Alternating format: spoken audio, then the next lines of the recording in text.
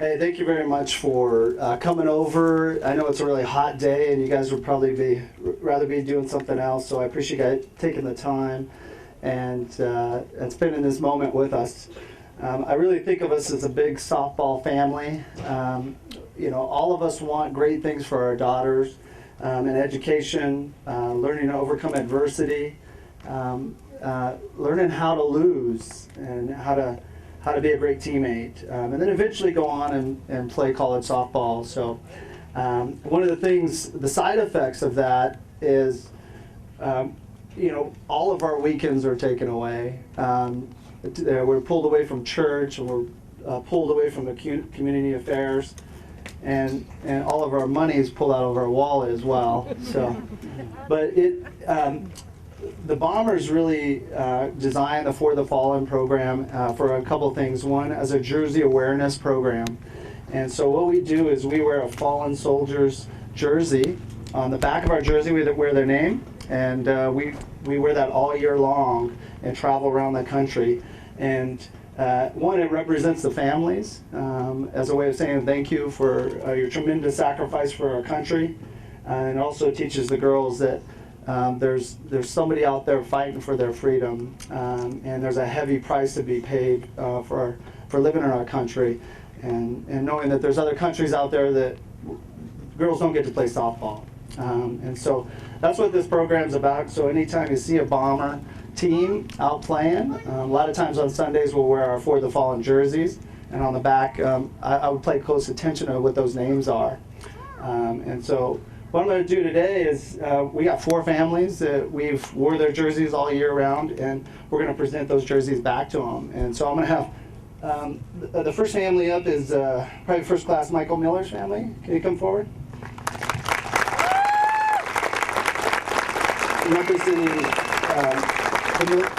Representing Michael is his dad, David Miller, his mom, Maria Miller, and Michael's brothers, CJ and Jacob Miller. And I'd just like to read a little bit about him. Private First Class Michael Miller was killed in action September 6, 2007 in Zabul province of Afghanistan while serving his first tour of duty in Operation Enduring Freedom. PFC Miller was assigned to the 1st Battalion, 158th Infantry Regiment, Arizona Army National Guard in Phoenix. Michael graduated from Desert Vista High School in 2006 and shipped out for basic training shortly after. He was deployed for active duty in January of 2007. His dad writes this: Michael had a smile that could light up a room. He got that from his mother. Michael was not afraid of anything. When he decided he wanted to join the Army, I tried to talk him out of it, but could not. He wanted to be a police officer and thought that going into the Army infantry was the best way to get some hands-on experience. He had way more guts than I ever will have.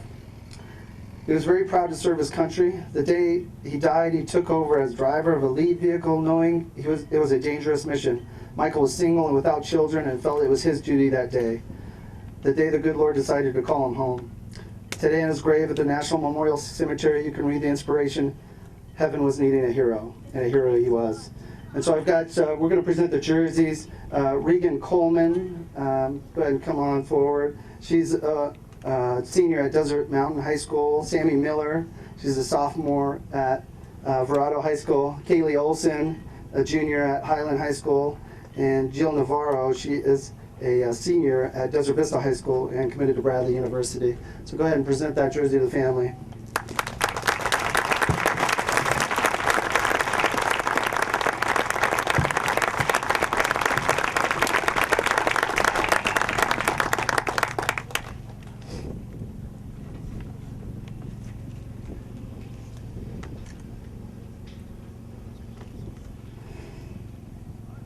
Our next family today is the Robinson family. Corporal Jeremiah Wayne Robinson. Can his mother Amy Robinson come up?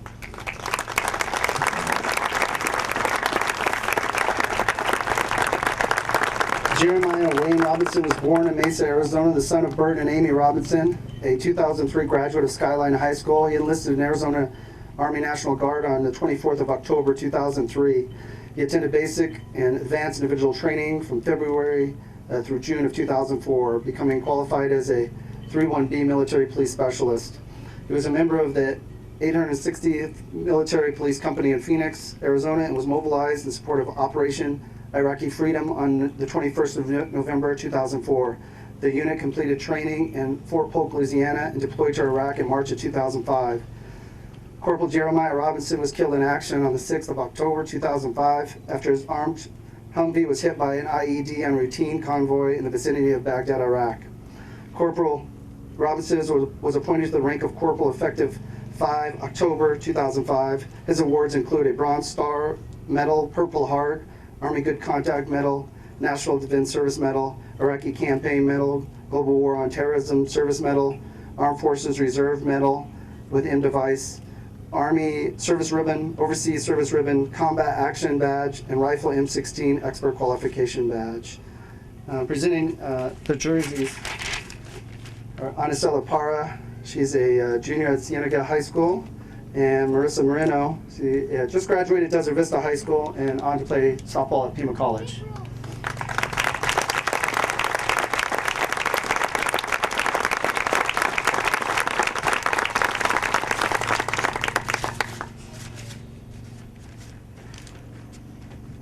Will Wyatt Martin's family please come up?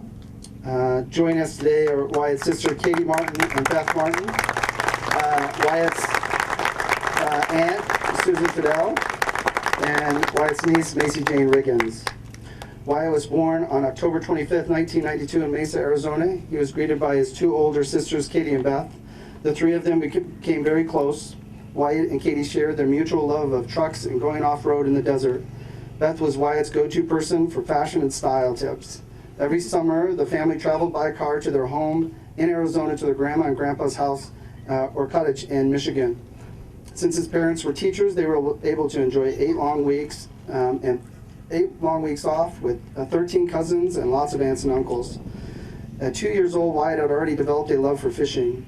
He would stand at the end of the dock and fish for hours. Over the years, he became an avid fisherman and an outdoorsman. By the time he was a junior in high school, he was determined to be a professional bass fisherman. Then in high school at Skyline High, Wyatt grew to be 6'4", wore flannel shirts and cowboy boots, prompting his friends to nickname him Paul Bunyan, or P-Buns for short. At the time, he had decided to put his love of outdoors and hunting towards a career with the Arizona Department of Fish and Game. He planned to get a degree in environmental science at Michigan State University. However, before he would commit to college, he had a strong desire to serve his country and in the United States Army. When Wyatt approached his parents about his decision to join the Army, they asked him what made him decide to list in the Army, and he responded, "Our family has been so blessed. We have so much. I just want to give a little back." So with great pride, they supported his decision. As a combat engineer with the 43rd Engineering Company, he's able to live out his desire to give children in less fortunate situations an opportunity to smile. One story he relayed to his mother about the time an elementary school was dismissing as his convoy passed. Wyatt was a gunner on the last truck, and he stood up and began singing and clapping. The children and their parents followed them for 3 miles, laughing and singing to the big giant Pied Piper. In a letter the family received after his death, he told them if anything were to happen to him while serving in Afghanistan, that he was doing exactly what he needed to be doing, and that he didn't regret his decision to serve for 1 minute. He grew very close to his brothers in arms and forged some amazing relationship. His family says he was sent to them on October 25th, 1992, and they were blessed to spend the next 22 years with watching him grow into the man that went to Afghanistan in support of his country's mission. The men that shared his final mission with him were given the privilege of spending his last days and moments in which God welcomed him home once again. His spirit and enthusiasm for life will live with his sisters Katie and Beth, along with his new niece, Macy Jane. Wyatt will be missed. Presenting the Wyatt jerseys is Lindsay Wilson. She's a junior at Seton Catholic High School, and Tia Craig is a senior at Desert Vista High School.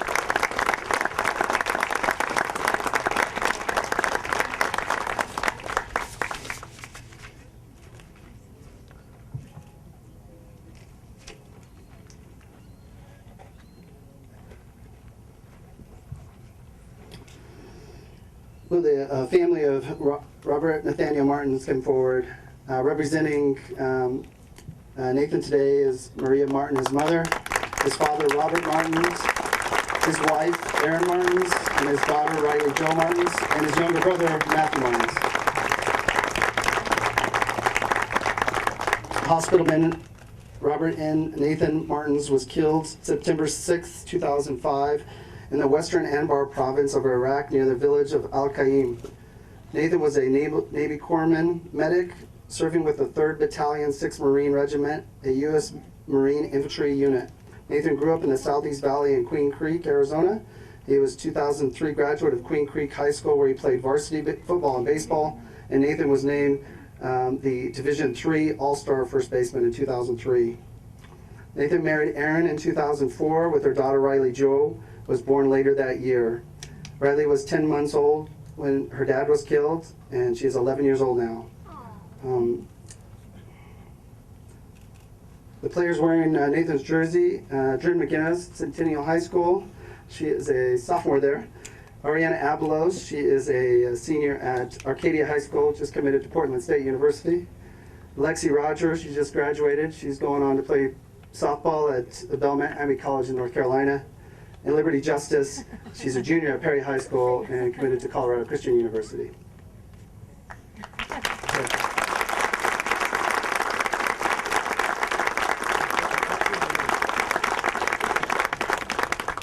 So we got to meet Riley Jo last year. We went out to dinner with the family, and she actually plays softball, Riley Jo. She plays, is it a Gilbert Little League? So she plays rec ball, where a lot of you started, right? She's ready to move football, yeah. She's an honorary member of the 18U Bomers team for sure, but she is just a kid that's just full of life, always smiling, and it was great to meet her. So we got her a little gift. We got her this catcher's bag, and engraved on that bag has her dad's name. When he died serving his country on September 6th of 2005, and then it says, there's an American flag, and it says, "Never forget my daddy."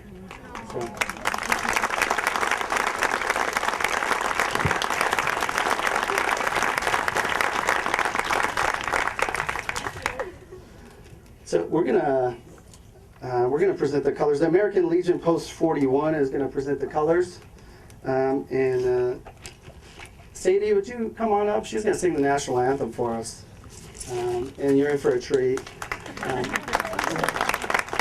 After we're done as well, feel free to come up and speak with these families. I guarantee you they never get tired of talking about their sons and their brothers, so feel free to come up and say hello. And Sadie, why don't you go ahead and take it from here.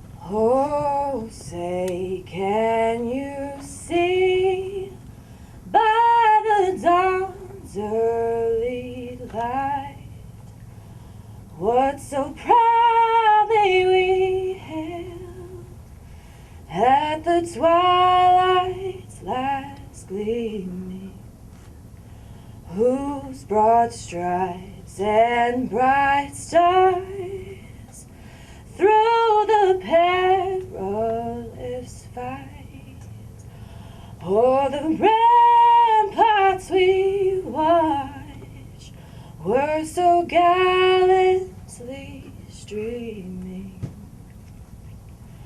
and the rocket's red glare, the bombs bursting in air,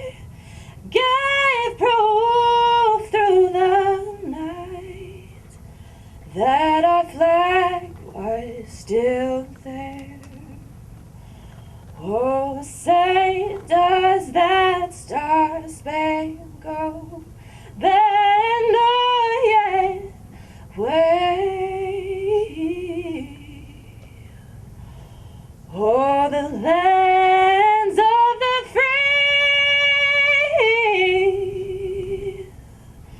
and the home of the brave.